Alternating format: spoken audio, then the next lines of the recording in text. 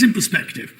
Pre-Donald Trump, the average US tariff was 3%. Today, the average US tariff is 17%, which is the highest level since Smoot-Hawley in the 1920s and 30s. Now, we cannot know at this point exactly how that's going to play out, which is why the Fed held interest rates as they two dissenters, yes, two dissenters, I'll give you that, but they held at them for the time being simply because, as Jerome Powell says, we just don't know. Well, I would just like to go back. I'd like to build a DeLorean and go back to April when everybody here was predicting likely to cause a recession. Investment stops and a recession happens. They're not talking about a U.S. recession. They're talking about a global recession. What was happening in Lead April, to Scott? recession. Eventually, there being a reception. Very cleverly, hang on a second. Yeah. If he's chosen to pick I my just words, want to point just out, a second, you sir. called it. You called the recession. You called it. And You took your shoe off. And Joe, would you like to see that again? You took your shoe off. You brought cookies out here. 15% show. You took your shoe off and you said there was going to be a recession. Listen, Scott, GDP is it's 3%. too early to give a final called it. All right, verdict. Scott, It's too early. Just a second, Abby. He's basically calling me out here.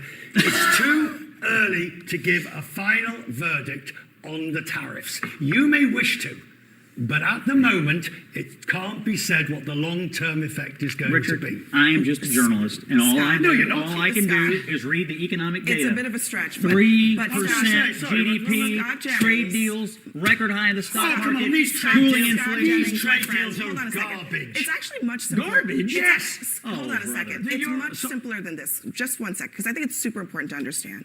Scott, what was happening in April of this year, 2025? What was happening then? The president- What did the president announce on that week, the Yes. first week of April? What did he The announce? president was implementing What did his- he announce, his Scott? tariff agenda. And what were those tariff levels? And well, they were different for different countries. Okay, so but, let me. but all right, every hold on, single hold person on. predicted Hold on, calamity. Scott. Calamity. Scott, you can't skip steps Calamity. here. And there is none. What were those tariff levels? They were different. He had a They chart were for different not just countries. different. They were 2 to 3 times higher than the current tariff levels. Did So? those tariffs go into place, Scott? It's different for every country. Scott, It's different for every it's country. a simple question. Did those tariffs go into place? He has delayed Yes or no? some of the tariffs. Yes or no? He has delayed some of the tariffs, and he's made deals, did any and of the, he's implemented did others. any of the tariff levels that Trump announced on that week, did they ever go into place? Some tariffs have been implemented, some have been delayed, and some deals have The been answer made. is they did not. They did Some not. tariffs have been And implemented. all of those, Some tariffs have been implemented. all of those quotes. That's why we have all this money coming in. We have them That's here. still- Even That's- you, even Hold you on a said, second, Scott, Chair you're playing with we- numbers here. we have them but here. No, back in April, back in April. you guys are so mad. Why are you rooting for failure? Why does this table root for failure? Quiet, please, because you are saying that You're you rooting are for taking, failure. you are taking a number of 40, 50, 60% back in April, and you're comparing it to a number of 10, 15% now. Fine, but so it just was admit his it. strategy to negotiate and create leverage Scott, and but give us the that's still- situation It we're is in completely, today. okay, Chair Michael, I will let you talk, but I just have to say, completely disingenuous Yeah. to suggest I'm sorry, that, hold you on, were the Scott, one calling please, for a recession just in give April, just not give me. Give me 1 second. You called for it. Give me 1 second. Please let me finish.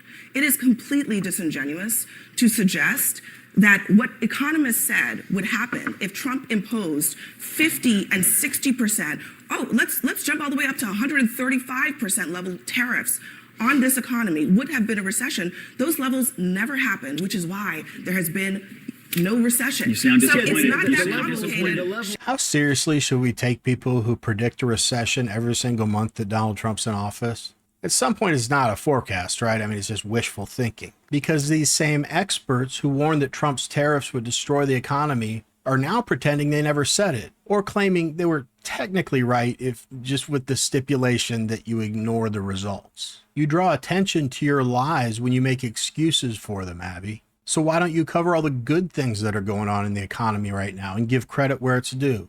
Oh, let me guess. Since it's Trump, it's luck.